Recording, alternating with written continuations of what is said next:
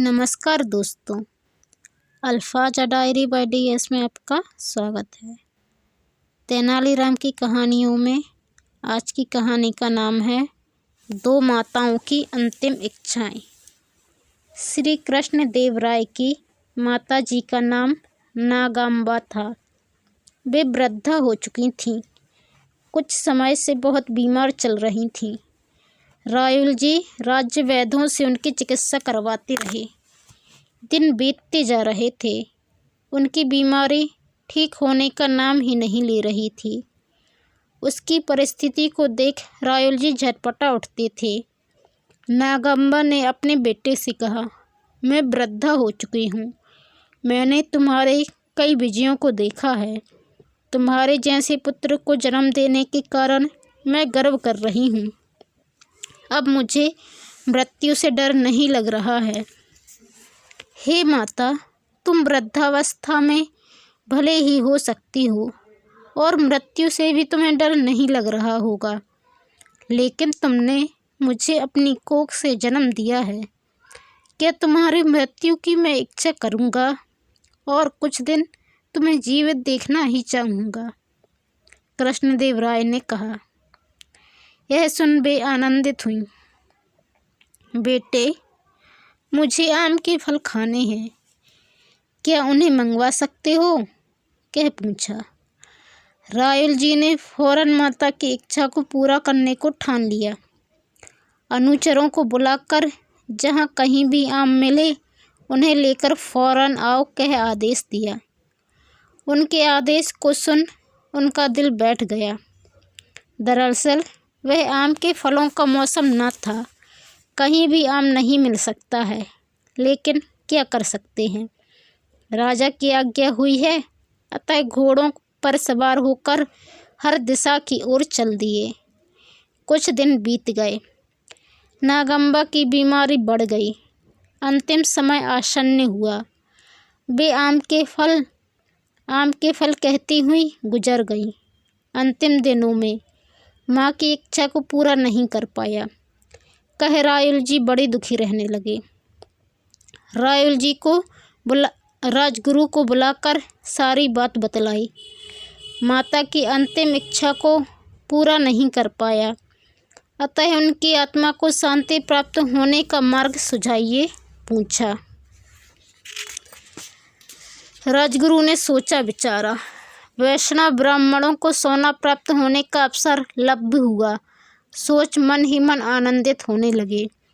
उन्होंने रायुल जी को सलाह दी कि आमों को बनवाकर उनका दान ब्राह्मणों को कर दीजिए।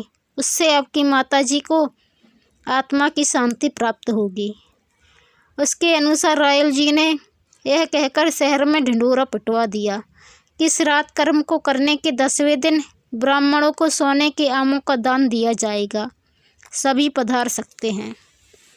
यह बात पेदन्ना आदि कवियों तक पहुंच गई। उन्हें आश्चर्य हुआ, यह क्या विचित्र बात है। माताजी की आत्मा को शांति प्रदान करने के लिए सोने के आमों का दान दिया जाएगा। ऐसा लगता है कि राजगुरु ने अपने लोगों को सोने के आम दिलवाने के लिए यह चाल चली है। एक एक आम का दाम कई 100 सोने की मुहर होगा। न जाने कितने लोग आएंगे, कितने फलों का दान दिया जाएगा, कितना धन व्यर्थ होगा। वे विचारने लगी।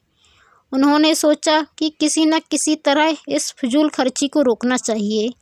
इसका उपाय रामकृष्ण कभी ही ढूंढ निकाल सकते हैं। सोच उनसे इस विषय में चर्चा की। रामकृष्ण कभी भी इस काम के लिए आनंद से तैयार हो गए।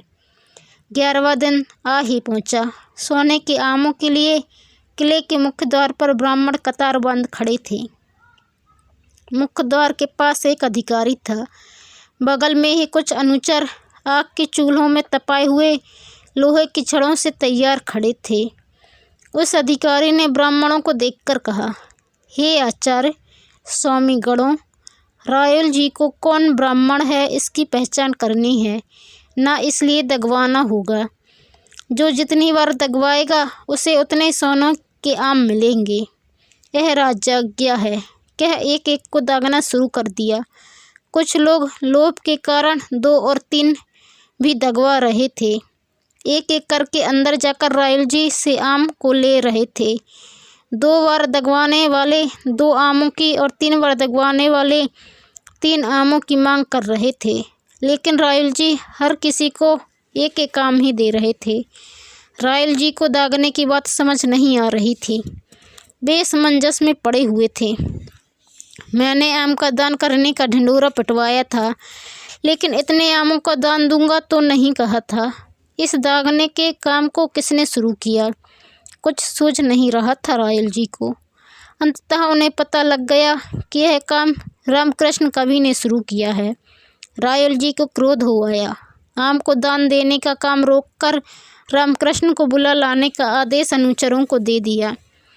रामकृष्ण के आते ही रायल जी उस पर टूट पड़े।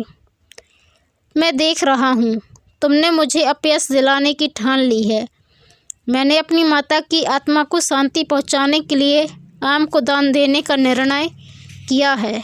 दान देने को आए लोगों को तुम दागते रहे हो। तुम्हें दंड देने वाला कोई नहीं है, सोचकर ही तुम ऐसा करते चले आ रहे हो, कहा। रामकृष्ण रायल जी की बातों को सुनकर थोड़ा भी घबराया नहीं।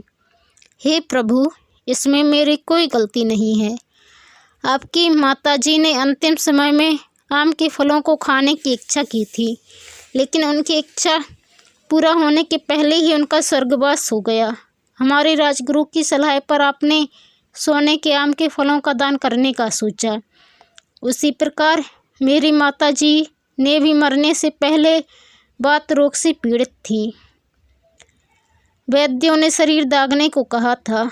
मेरी माताजी ने भी दागने को कहा था। उसके शरीर पर जलती लोहे से दागने में मेरे हाथ कांप गए। वह दागो दागो कहती हुई गुजर गई। आपकी माताजी की आत्मा को शांति पहुंचाने के लिए सोने के आमों का दान करने के लिए हमारे राजगुरु ने सलाह दी थी। मेरी माताजी की आत्मा की शांति के लिए दाग लगाने के लिए गुरुजी ने तो बताया नहीं, किंतु न बताते हुए भी बता दिया, इसलिए मैंने यह काम शुरू किया। ऊपर से इतने सारे ब्राह्मणों को इकट्ठा करना मेरे बस की बात नहीं थी। यहाँ कई लोग मिल जाएंगे, इसमें आपको अपयश मिलने वाली कोई बात नहीं है, कह निवेदन किया। रायल जी को उसकी बातें उचित ही लगी। धन के व्यय को रोकने के लिए रामकृष्ण ने इस युक्ति का प्रयोग किया है। राज्य के हित के लिए ही रामकृष्ण ने यह काम किया है। पेदन्ना आदि कवियों ने भी रायल जी को बतलाया। रायल जी ने उनकी बातों पर विश्वास किया। सोने के आम के दान के कार्य को रोक दिया। पेदन्ना आदि कवियों ने रामकृष्ण कवि की भूरी भूरी प्रशंसा की, उसका अभिवादन भी किया। रामकृष्ण ने अपनी युक्ति से राजा के धन को व्यय करने से रोक लिया। दोस्तों, यदि आप चैनल पर नए आए हैं तो प्लीज़ चैनल को सब्सक्राइब कर बेल आइकन को क्लिक कर लें। वीडियो पसंद आने पर लाइक और शेयर करना ना भूलें। धन्यवाद।